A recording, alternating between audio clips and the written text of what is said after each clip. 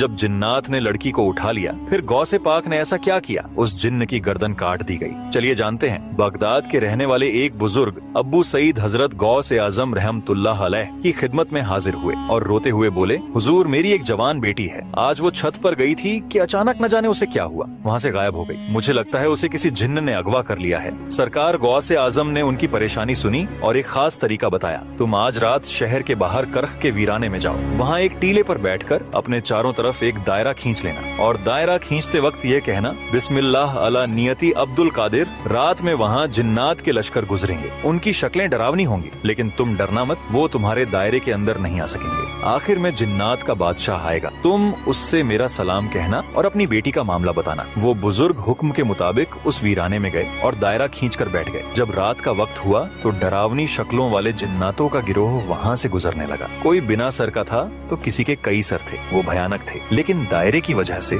कोई भी उस बुजुर्ग के पास नहीं आ सका। फिर कुछ देर बाद जिन्नात का बादशाह, जिसका नाम मीरस बताया जाता है, अपनी भारी लश्कर के साथ आया। बादशाह ने दायरे के बाहर रुककर उस बुजुर्ग से पूछा, ए इंसान, तू कौन है? बुजुर्ग, मैं गौसे आजम का भेजा हुआ हूँ। गौसे पाक का नाम सुनते ही बादशाह ने सर झुका लिया और अदब से बुजुर्ग के सामने बैठ गया। उसके साथ पूरा लश्कर भी अदब से खड़ा हो गया और बोला, सरकार का क्या हुक्म है? बुजुर्ग बोले, मेरी बेटी को किसी जिन्न ने छत से अगवा कर लिया है। सरकार ने फरमाया है कि मेरी बेटी मुझे वापस दिला दी जाए। जिन्नात के बादशाह ने तुरंत अपने लश्कर में ऐलान करवाया, किसने इस शख्स की बेटी को उठाया है? थोड़ी ही देर में एक जिन्न को पकड़कर लाया गया। वो एक चीनी जिन्न था और उसके पास ही वो लड़की थी। बादशाह को बहुत गुस्सा आया। उसने उस जिन्न से पूछा, तुझे पता नहीं कि यह बगदाद है और यहाँ गौसे आजम की हुकूमत चलती है? तूने यह जुर्रत कैसे की? उस जिन्न की गर्दन काट दी गई और लड़की को बाहिफाजत बुजुर्ग के हवाले कर दिया गया। सुभान अल्लाह, गौसे आजम का वो मर्तबा है जहाँ जिन्नात भी थर थर कांपते हैं। दोस्तों, अगर आप भी गौसे आजम के सच्चे दीवाने हैं तो दिल से लिखिए या गौसे आजम और लाइक सब्सक्राइब जरूर करें।